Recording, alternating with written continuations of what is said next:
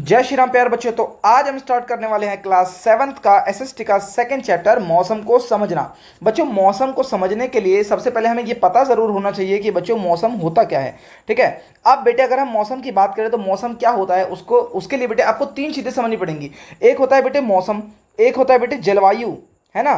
तो ये क्या चीज़ें हैं, जलवायु मौसम, इन दोनों में डिफरेंस क्या है। ठीक है, क्योंकि आगे जब पढ़ोगे आप तो जलवायु के बारे में पढ़ोगे, मौसम के बारे में अभी हम इस चैप्टर में पढ़ रहे हैं। तो इन दोनों में डिफरेंस क्या, देखिए क्या होता है। मौसम जो होता है ना बेटे, डे टू डे लाइफ में क्या होता है, हम देखेंगे हमारे डे टू डे लाइफ में कुछ ना कुछ चेंजेस होते रहते हैं। यानी कि दिन ब दिन घंटों में देखेंगे आपकी भाई अभी धूप निकल रही थी तो कभी बादल आ गए, है ना। क्या पता बारिश होने लग जाए, क्या पता फिर दोबारा से धूप निकल जाए, रोशनी आ जाए। ठीक है, तो मौसम इस प्रकार से क्या बेटे प्रतिदिन की जो अवस्था होती है वायुमंडल की, उसी को हम मौसम कहते हैं। लेकिन जलवायु की जब हम बात करते हैं तो जलवायु क्या होती है बेटे, कई दशकों तक, ठीक है, यानी कि बेसिकली 30 साल से ऊपर के टाइम पीरियड को हम इसके अंदर गिनते हैं कि भाई एक ही जैसा मौसम रहे। ठीक है, फॉर एग्जाम्पल अगर मैं बात करूं रेगिस्तान की, तो रेगिस्तान में बेटे चाहे सर्दी आ जाए, चाहे गर्मी आ जाए, चाहे कुछ भी आ जाए, वहां पर बेटे जो मौसम रहता है बेसिकली वो हम हमेशा गर्म रहता है, तो इसलिए वो वहां की जलवायु हो जाती है। ठीक है, तो इसलिए जो मौसम होता है, मौसम basically day to day life वाली चीज़ों को हम गिना जाता है। ठीक है ना। तो देखिए सबसे पहले जो इस चैप्टर के अंदर आपके जो क्वेश्चन आएंगे वो हम क्या करेंगे बेटे, हम अपने आसपास के मौसम का आकलन एवं निरीक्षण किस प्रकार कर सकते हैं, यानी कि मौसम की जानकारी हम कैसे पता लगा सकते हैं। ठीक है, उसके बारे में हम कैसे पता लगा सकते हैं। भारी वर्षा क्या होती है, तूफान, सूखा, ताप लहर यानी कि हीट वेव, जो लू चलती है, ठीक है, उसके बारे में तैयार रहने में हम मौसम की भविष्यवाणी, जो हमारे को पहले से ही आपने देखा होगा आपके फोन के ऊपर वेदर फोरकास्ट आ जाता है। ठीक है, तो ये किस प्रकार से हमारी सहायता करती है। ठीक है, तो चलिए शुरू करते हैं। सबसे पहले हम बात करेंगे मौसम और इसके तत्वों के बारे में। ठीक है, जब आप सर्दी की सुबह उठते हैं और ठंड से कांपने लगते हैं, ठीक है, ठंड से बचने के लिए आप भारी कपड़े पहन लेते हैं। गर्मियों में और कपड़े, गर्मियों में उल्टा करते हैं हम। ठीक है, गर्मियों में जो ठंडे कपड़े होते हैं हम उनको चुनना पसंद करते हैं। ठीक है, तो बेटे ये मौसम है क्या, मौसम से हो क्या रहा है। ठीक है, शरीर मौसम का अनुभव करता है, आपके शरीर के संकेतों के अनुसार प्रतिक्रिया करते हैं। देखिए अब क्या होता है, सिंपल से अगर मैं आपको बताऊं बेटे, मौसम क्या है, मैंने पहले आपको बता दिया कि डे टू डे लाइफ में, ठीक है ना, किसी समय, कोई भी समय हो सकता है वो, ठीक है, और किसी स्थान विशेष पर। अब देखिए कहीं पर मौसम अलग हो सकता है, कहीं पर मौसम अलग हो सकता है। जैसे दिल्ली में अभी धूप निकल रही है, हो सकता है हरिद्वार में अभी छांव हो रही हो या बारिश हो रही हो। ठीक है, तो किसी भी समय पर या किसी भी स्थान विशेष पर, ठीक है, पृथ्वी की वायुमंडलीय दशाओं को मौसम कहते हैं। यानी कि जो भी वायुमंडल के अंदर घटित हो रहा होगा उसी को हम बोल देंगे कि भाई ये वहां का मौसम है।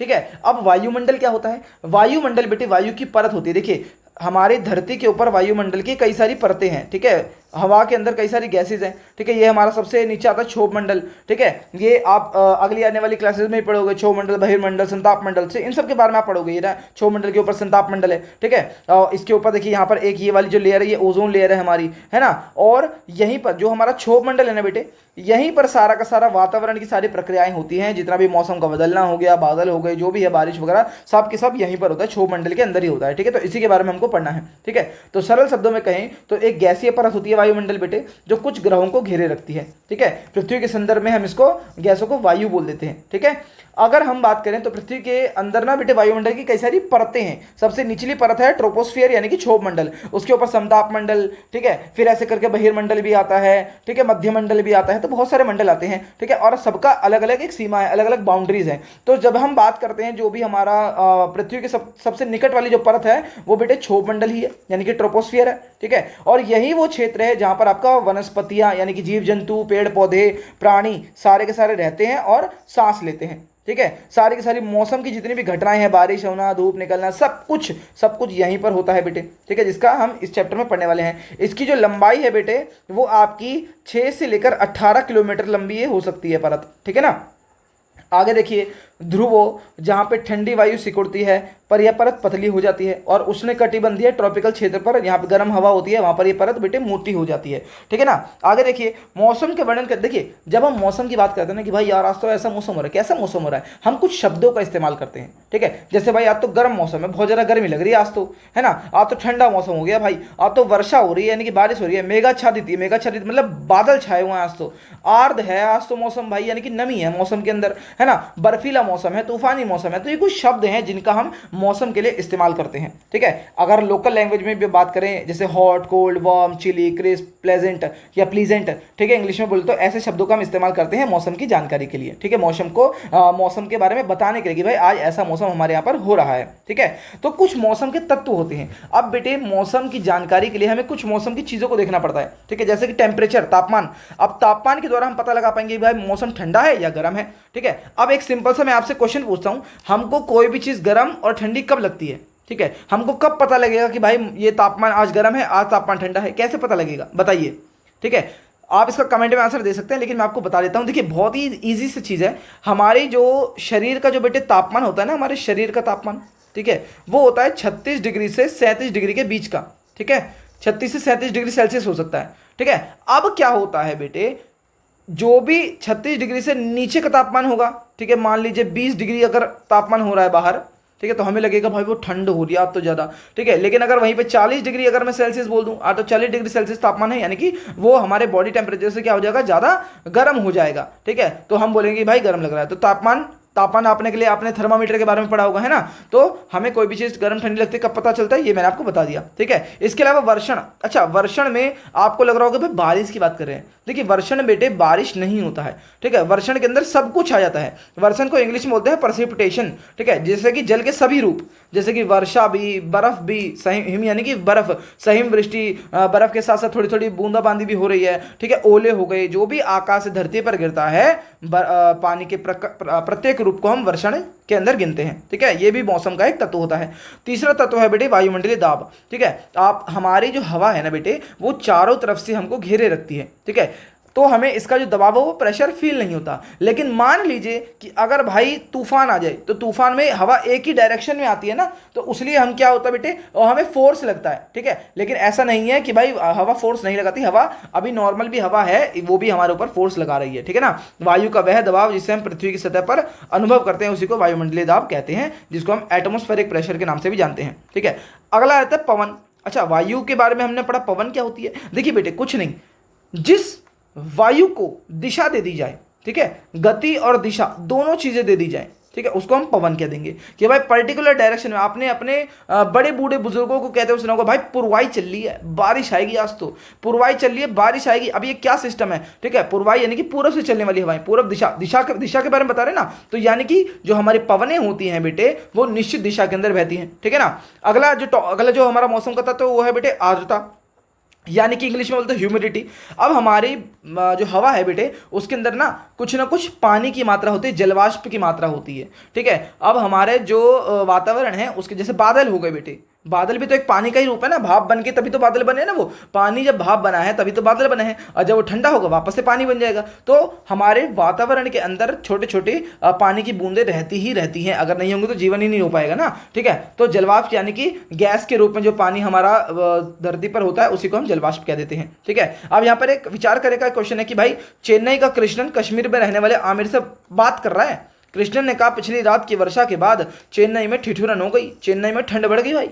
और आमिर पूछता भाई कितनी ठंड है बता दे मुझे भी, ठीक है। कृष्णन आमिर को कैसे बताएगा, क्योंकि भाई वो तो जम्मू कश्मीर में रह रहा है। अब क्या पता जितनी ठंड वहाँ पे हो जम्मू कश्मीर में तो उतना सुहाना मौसम कहते हैं उसको, है ना। तो हम क्या कह सकते हैं भाई कि जो अपनी ठंडक को महसूस करने के लिए कुछ ना कुछ तो हमारे पास डिग्री होनी चाहिए थी, हमारे पास कुछ ना कुछ तो स्केलिंग होनी चाहिए थी, जिससे हम एग्जैक्ट बता पाते, कि जिससे कि सामने वाले को पता लग जाए कि भाई इतना टेम्परेचर है, और वो भी पता लगा पाए कि भाई इतना टेम्परेचर, अच्छा इतनी गर्मी है, ठीक है। तो हम क्या करते हैं बेटे, मौसम के सटीक आकलन के लिए कुछ ना कुछ चीज़ों का इस्तेमाल करते हैं, ठीक है। अच्छा हमारी प्रकृति में कुछ परिघटनाएं ऐसी होती थी जिससे हमारे जो पूर्वज थे ना, हमारे पूर्वज हमसे भी ज़्यादा बेहतरीन थे, पढ़े लिखे थे। वो क्या करते थे, कुछ ना कुछ चीज़ों को देखते थे, पूर्वानुमान लगाते थे। पूर्वानुमान यानी कि पहले से अनुमान लगा लेते थे, ठीक है। जैसे कि उन्होंने देखते थे कि भाई पक्षी जो है कम ऊंचाई पर उड़ रहे हैं, ठीक है।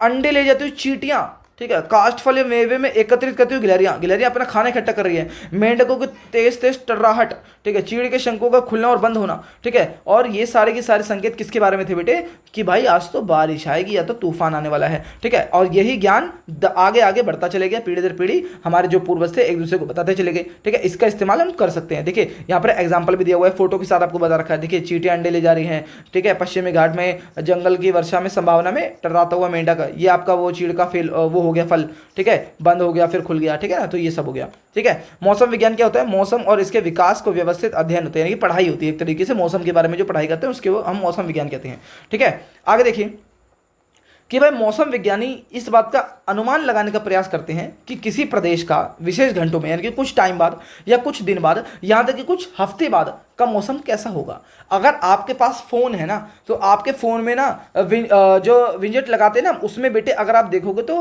वेदर फोरकास्ट का भी होता है, उसको जब आप टैप करोगे तो एक एक हफ्ते आगे तक का भी हमको जो हमारा जो मौसम होने वाला है वो दिखाई दे जाता है ना। तो ये सब कैसे हो रहा है, इतनी आगे की जानकारी हमारे पास कैसे आई? तो ये आई बेटे मौसम विज्ञानी द्वारा। अब ये मौसम विज्ञानी ऐसा कैसे कर पा रहे हैं? कुछ तो तरीके होंगे ना, कुछ तो यंत्र इस्तेमाल करे होंगे ना भाई, साइंस है तो यंत्र तो होंगे, ठीक है, तो कुछ ना कुछ चीज़ों का इस्तेमाल करें। तो उन्हीं उपकरणों के बारे में हम बात करेंगे कि किन किन मौसम के तत्वों को, सभी मौसम के तत्वों जैसे तापमान था, आर्द्रता था, इन सबको नापने के लिए किन किन उपकरणों का इस्तेमाल किया जाता है, ठीक है, उनके बारे में बात करेंगे, ठीक है। सबसे पहले अगर हम बात करें बेटे तापमान को नापने की, तो तापमान नापने के लिए कौन से उपकरण का इस्तेमाल करते हैं, हमने भाई पहले ही पढ़ लिया, छठी क्लास में हम पढ़ के आए हैं कि भाई तापमान नापने के लिए तो भैया जो डॉक्टर होता है वो क्लिनिकल थर्मामीटर, जिसको ज्वर मापी कहते हैं, उसका इस्तेमाल करता है।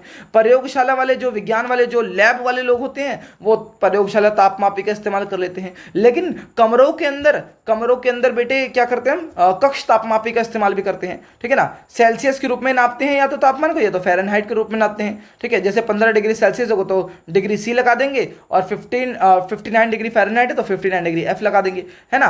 तो ये होता है, ठीक है। गर्मी में बर्फ शीघ्र पिघलती है, मेघाच्छादित मौसम यानी कि बादल छाए हुए हैं, ठीक है, तो ये सब आप देख सकते हैं, ठीक है। तो तापमापी बेटे कई प्रकार के होते हैं, हमने देख लिया, है ना, तापमान को नापने के लिए, ठीक है। जैसे कि हमने अच्छा यहाँ पर दो शब्द आपको देखने को मिले बेटे, एक ताप सीमा और एक औसत दैनिक तापमान। अब ये दोनों निकालते कैसे वो भी देखेंगे। देखिए अन्य तापमान भी होते हैं, बहुत तरीके के तापमान भी होते हैं जो कि दिन के अधिकतम तापमान और न्यूनतम तापमान को नापते हैं, ठीक है। अब इनके अंदर रंगीन द्रव का इस्तेमाल करते हैं जो कि तापमान बढ़ने पर फैल जाता है, ठीक है, यानी कि हमको डिग्री दे देता है, ठीक है।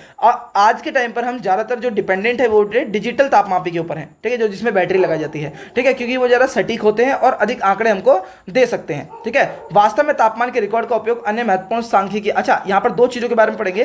ताप सीमा होती क्या बेटे, इसके बारे में जब हम बात करते हैं तो बेटे क्या होता है, किसी विशेष अवधि में 24 घंटे में कभी भी टाइम पे, ठीक है, अधिकतम तापमान से न्यूनतम तापमान को हम घटा देंगे तो ताप सीमा निकल जाएगी। यानी कि किसी भी पूरे दिन में जितना भी तापमान हमारा सबसे ज्यादा गया होगा और सबसे कम गया होगा उसको हम घटा देंगे दोनों को, तब हमारी ताप सीमा निकल जाएगी, ठीक है। लेकिन औसत दैनिक तापमान में सबसे अधिकतम तापमान को सबसे न्यूनतम तापमान के साथ जमा कर जोड़कर हम उसे 2 से भाग कर देते हैं, ठीक है।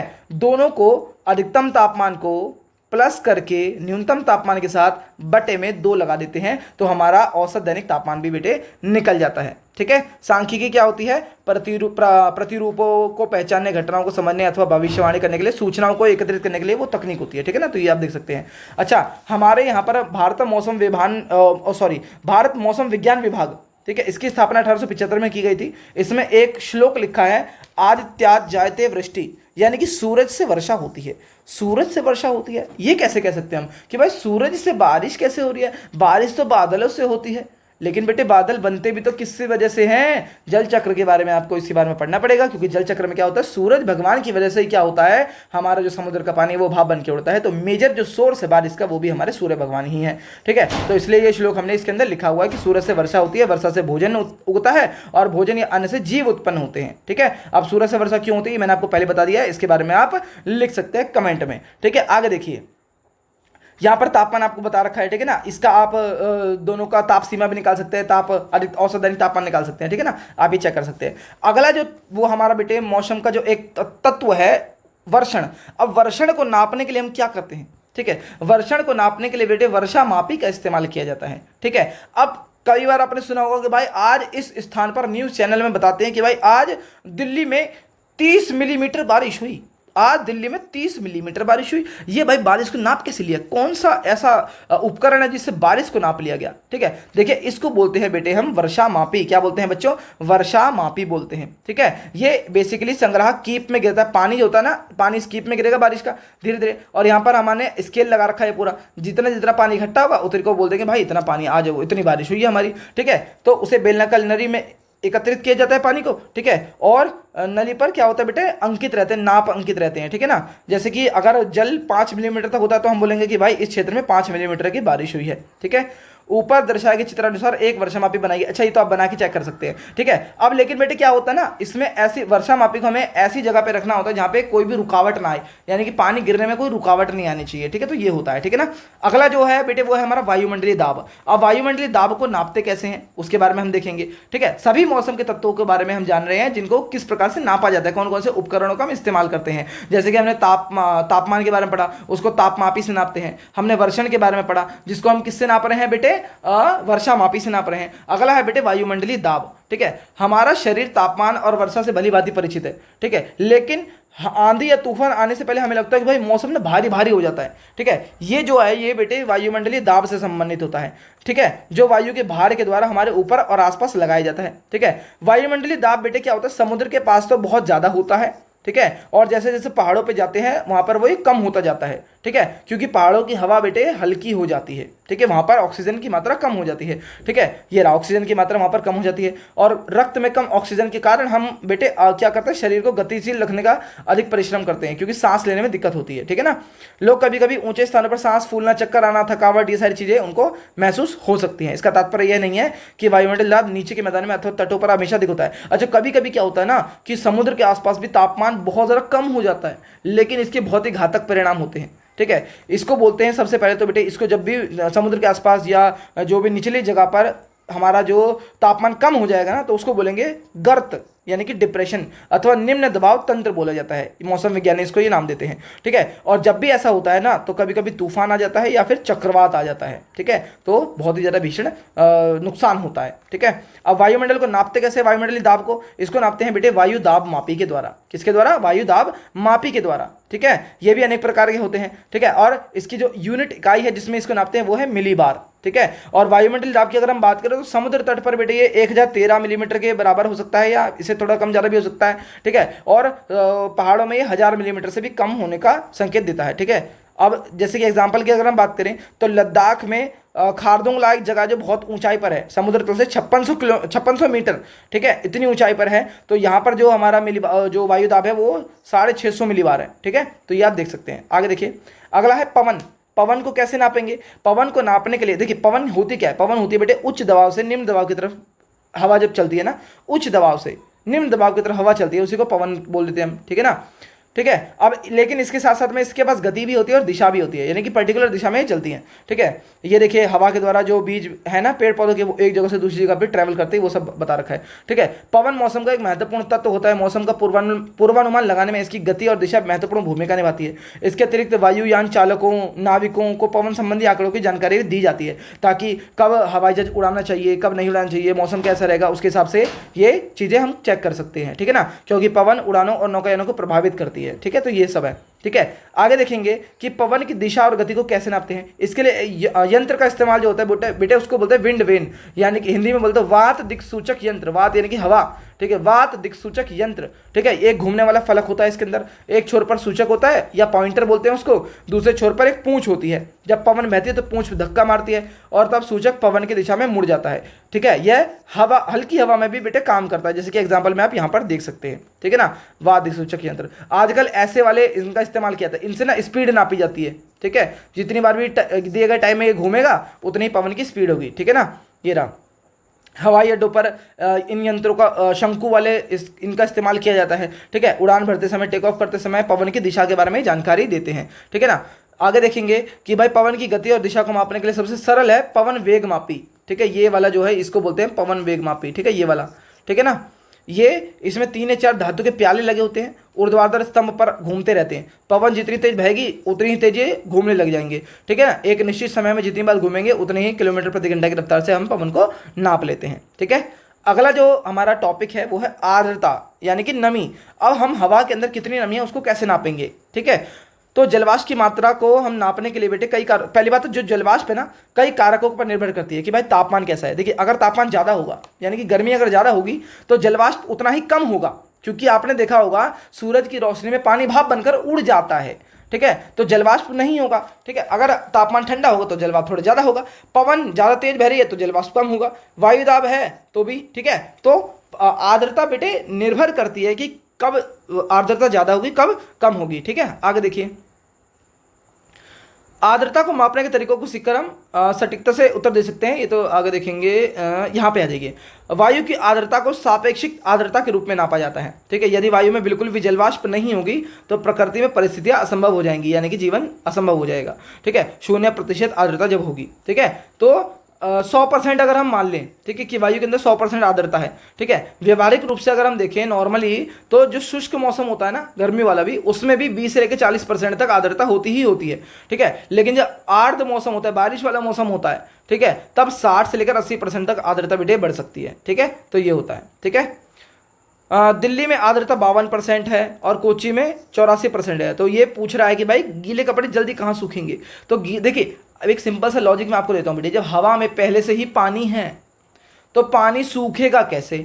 ठीक है, जब हवा में पानी कम होगा तभी तो पानी सूख पाएगा ना, तो दिल्ली में जल्दी कपड़े सूखेंगे। ठीक है, ये नॉर्मल सी बात है, आपने साइंस में पढ़ा होगा। ठीक है, आगे देखिए, अब आर्द्रता को जो नापते हैं उस टूल का नाम है हाइग्रोमीटर, यानी कि आर्द्रता मापी। क्या बेटे, आर्द्रता मापी। ठीक है, पुनः आर्द्रता मापी भी कई प्रकार के होते हैं। ठीक है, खाद्य प्रसंस्करण, इनका इस्तेमाल कहाँ कहाँ पे होता है, जैसे खाने वाली चीज़ें हो गई। ठीक है, फूड जहाँ पे रखा जाता है। ठीक है, क्योंकि कई खाने हमारे ऐसे होते हैं जिनको बेटे नमी से बचाना होता है। ठीक है ना, फैक्ट्रियों में इसका इस्तेमाल किया जाता है। ठीक है, संग्रहालयों में, ठीक है, यानी कि म्यूजियम्स के अंदर, क्योंकि म्यूजियम्स के अंदर जो लकड़ी का सामान भी होता है, बहुत पुराना पुराना सामान होता है, उनको नमी से बचाना होता है ताकि वो सलगड़ ना जाए। ठीक है ना, तो इसलिए उनको हम बेटे आर्द्रता मापी का इन जगह पर इस्तेमाल करते हैं। ठीक है, ये हमने पढ़ लिए, सारे मौसम के तत्व पढ़ लिए और उनको किस प्रकार से बनाना है, बचाना है या नापना है। ठीक है, किन किन उपकरणों का इस्तेमाल किया जाता है उनके बारे में हमने पढ़ लिया। ठीक है, लेकिन अब मौसम केंद्र क्या होता है। ठीक है, देखिए, एक लॉजिक अगर मैं दूं, जितने भी मौसम के अंदर ही सारी चीजें आई हैं, है ना, क्योंकि जिन भी तत्वों के बारे में हमने पढ़ा है वो सारे के सारे मौसम के ही तत्व थे, वो सारे के सारे मौसम के ही तत्व थे। यानी कि ये तापमान हो गया, वायुमंडलीय दाब हो गया, आर्द्रता हो गई, पवन हो गई, ये सारे के सारे जितने भी थे मौसम के ही तत्व थे। ठीक है, तो जब मौसम की ही बात करें, वेदर स्टेशन की बात करें, तो हमें इन सभी की जरूरत पड़ेगी बेटे। तो सभी उपकरणों को एक जगह पर लगा दिया जाए तब हमारा बन जाएगा वेदर स्टेशन। ठीक है, यानी कि सारे उपकरणों को जब हम एक ही जगह पर फिक्स कर दें तो बन जाएगा हमारा क्या, वेदर स्टेशन, यानी कि मौसम केंद्र बन जाएगा। ठीक है ना, मौसम को मापने के लिए अनेक उपकरणों की आवश्यकता होती है, ये हमने पढ़ लिया है। ठीक है, तो मौसम केंद्र में सारे उपकरण लगे हुए होते हैं। ठीक है ना, जिससे कि निगरानी और भी आसान हो जाती है। ठीक है, आगे देखिए, आजकल के टाइम पर तो स्वचालित मौसम केंद्र भी लगाए जा चुके हैं बेटे, यानी कि जो खुद काम करते रहते हैं, हमें कुछ करने की जरूरत नहीं पड़ती है। ठीक है ना, जहां पर बेटे तापमान के लिए, आर्द्रता के लिए, वायु की गति के लिए, दिशा के लिए, वर्षा के लिए, वायुमंडलीय दाब के लिए, सभी को मापने के लिए सेंसरों का उपयोग किया जाता है। ठीक है, इनका उपयोग कृषि, विमानन, नौकायन, पर्यावरण निगरानी के रूप में भी किया जाता है, जिससे मानवीय हस्तक्षेप के बिना, यानी कि बिना इंसान की जरूरत के भी सारा का सारा समय से मौसम की जानकारी हमको प्राप्त हो जाती है। एग्जाम्पल में देखें तो वर्ष 2023 में राष्ट्रीय आपदा प्रबंधन प्राधिकरण ने, ठीक है, जो हमें आपदा के बारे में पहले से जानकारी दे देते हैं, उन्होंने समुद्र तल से 4800 मीटर से अधिक ऊंचाई पर सिक्किम के अंदर हिम झील पर स्वचालित मौसम केंद्र की स्थापना की है। ये मौसम के बारे में हमको जानकारी दे देता है। ठीक है, लेकिन एक क्वेश्चन यहां पर बनता है बच्चों कि मौसम की जानकारी इतनी जरूरी क्यों है। वाई मौसम का पूर्वानुमान इज सो नेसेसरी। ठीक है, क्यों बेटे, क्योंकि कभी कभी देखिए मौसम चेंज होता रहता है, लेकिन कभी कभी मौसम इतना भयानक हो जाता है कि भाई बहुत ज़्यादा भीषण जनहानि होती है, जन धन सब कुछ लूट जाता है, लोगों के घर टूट जाते हैं, जैसे कि चक्रवात आ जाना, तूफान आ जाना। ठीक है, तो ये सब चलता रहता है। ठीक है, इसलिए बेटे वैज्ञानिक क्या करते हैं, मौसम का हमको पूर्वानुमान देते रहते हैं। जैसे कि आगे अभी आपने आपके फ़ोन पर ना बहुत सारे मैसेज आते हुए देखे होंगे कि भाई आज 3 बजे या जितने भी टाइम में आज के दिन, कल के दिन आपको रेड अलर्ट जारी कर दिया जाता है कि भाई तूफान आएगा, बिजली आएगी। ठीक है, तो ये सब आते हैं ना, आपके पास भी मैसेज आए होगा बहुत बार। ठीक है, तो ये अलर्ट जारी करते रहते हैं। ठीक है ना, तो मौसम के पूर्वानुमान हमको बहुत ज़्यादा फायदा देता है। ठीक है, सूखे के बारे में, बाढ़ के बारे में, चक्रवात आदि जैसी गंभीर मौसम परिघटनाओं से हमको पहले से ही पता लग जाता है कि भाई ये आने वाले, तो हम सतर्क हो जाते हैं। ठीक है, तो ये होता है। ठीक है, आगे ये देखिए, ये हमारे पास एक मैप है जिसमें कि मौसम का पूर्वानुमान कर दिया गया था। 19 मई 2024 का ये मैप है, मौसम की चेतावनी हमें दी गई थी। ठीक है ना, तो ये है। ठीक है, आगे देखिए, मौसम का सटीक पूर्वानुमान हमें ऐसी घटनाओं से तैयार रहने में सहायता करता है। ठीक है, सिंपल सी बात है कि भाई हमको पहले से पता होगा कि ये होने वाला है, तो हम पहले से तैयार हो जाएंगे ना। ठीक है, अगर मान लीजिए समुद्र में तूफान आने वाला है तो नावों को बाहर निकाल लेंगे पहले से ही, ठीक है, घरों को खाली करवा देंगे आसपास वाले, ठीक है। तो ये सब हम पहले से ही कर सकते हैं। देखिए 19 मई 2024 को जारी किया गया था ये वाला जो मैप हमने देखा, ठीक है, उसके बारे में आप पढ़ सकते हैं और ध्यान से देख सकते हैं। तो इसी के साथ आपका चैप्टर तो हो गया खत्म, ठीक है। इसके अंदर जो भी आपके आगे बढ़ने से पहले जितने भी की पॉइंट्स है इसको आप पढ़ लीजिएगा, ठीक है। क्वेश्चन के अंदर भी बेटे कुछ नहीं है, ठीक है, ये सारे के सारे आर्द्रता मापी किस हाइग्रोमीटर से क्या नापते हैं बेटे, आर्द्रता को नापते हैं, ठीक है। ये देखिए बहुत ही ज्यादा आसान है। पवन वेग मापी से हम पवन की दिशा गति को नापते हैं। वायु दाब मापी से क्या नापते हैं, वायुमंडलीय दाब को नापते हैं, ठीक है। ताप मापी बेटे क्या नापता है, हमारा तापमान नापता है। वर्षा मापी वर्षण नापता है, ठीक है। बहुत ही ज्यादा आसान है। जैसे कि अगला क्वेश्चन है, ज्योत्सना यह सोच रही है कि जून में मुंबई में अपनी विद्यालय की यात्रा के समय कौन से कपड़े साथ ले जाए।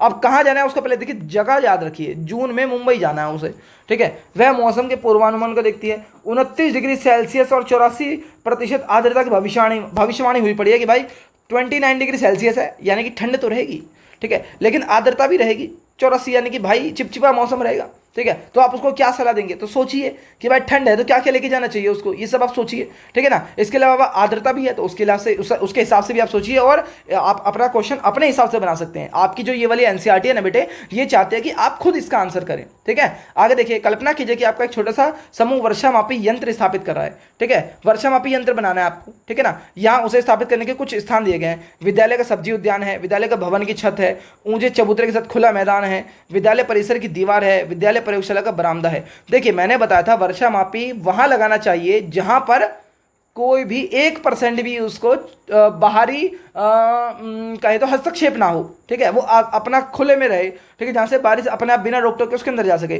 तो आप इन चारों या पांचों चीजों में से देखिए कौन सी जगह ऐसी होगी जहां पर उसको बिना कुछ हस्तक्षेप के वो एक जगह पे टिका रहेगा, ठीक है। तो ये भी उपयुक्त स्थान आप अपने दोस्तों के साथ करके चेक कर सकते हैं और उसके बारे में अपने राय दे सकते हैं, ठीक है। आगे देखिए, नीचे भारतीय मौसम विज्ञान विभाग जम्मू और कश्मीर से ली गई एक सारणी है उपलब्ध आंकड़ों को देखते हुए। अच्छा, इसमें निकालना क्या सीधे ताप सीमा बेटे कैसे निकालते हैं, अधिकतम तापमान को बेटे न्यूनतम तापमान से हम घटा देते हैं, ठीक है, सिंपल ऐसे निकाल लेते हैं, ठीक है। अधिकतम न्यूनतम तापमान ये तो निकल ही जाएगा, ठीक है। आर्द्रता कैसे निकालनी है, वर्षा आदि को सम्मिलित करें, ठीक है। तो ये सब आप देख सकते हैं यहाँ पर लिखा हुआ है, ठीक है ना। ये आपको इसको देख के आप सब सारी चीज़ों के बारे में निकाल सकते हैं, ठीक है। तो अच्छा, एक दो क्वेश्चन और रह गए ना बेटे हमारे, जो स्टार्टिंग के दो क्वेश्चन थे वो और मैं देख लेता हूँ, ठीक है। देखिए ये तो बहुत ही आसान है, स्टार्टिंग के दो क्वेश्चन ना इंपॉर्टेंट होते हैं, इनको ध्यान से देख लीजिएगा, ठीक है। हम अपने आसपास के मौसम का आकलन निरीक्षण किस प्रकार से कर सकते हैं। भैया हमने अभी अभी पढ़ा है कि मौसम का आकलन करने के लिए हम कुछ उपकरणों का इस्तेमाल करते हैं ना, हम कुछ उपकरणों का इस्तेमाल करते हैं तो उनका इस्तेमाल करेंगे और उनसे हम जानकारी पता लगा पाएंगे, ठीक है। इसके अंदर आपको क्या लिखना है, तापमान नापने के लिए किसका उपयोग करते हैं, ठीक है। सारे के सारे उपकरणों के नाम लिख देना और जो जो मौसम के तत्व हैं वो सब आप लिख सकते हो, ठीक है। भारी वर्षा, तूफान, सूखा, ताप लहर जैसी घटनाओं तैयार आने में मौसम की भविष्यवाणी किस प्रकार हमारी सहायता करती हैं। ये भाई इस प्रकार से हमारी सहायता करती हैं कि अगर कोई भी आपदा आई तो हम उससे पहले ही बच सकते हैं, ठीक है। बेसिकली ये आपको इसके अंदर लिखना पड़ेगा, ठीक है। तो बेटे इसी के साथ आपका चैप्टर होता है खत्म। अगर आपको चैप्टर समझ आया हो तो लाइक से सब्सक्राइब जरूर करें और कुछ भी अगर आपका डाउट रह गया है तो आप कमेंट में उसको डाल सकते हैं, मैं जरूर उसके सारे के सारे आपको सॉल्यूशन देने की कोशिश करूंगा। जय श्री राम।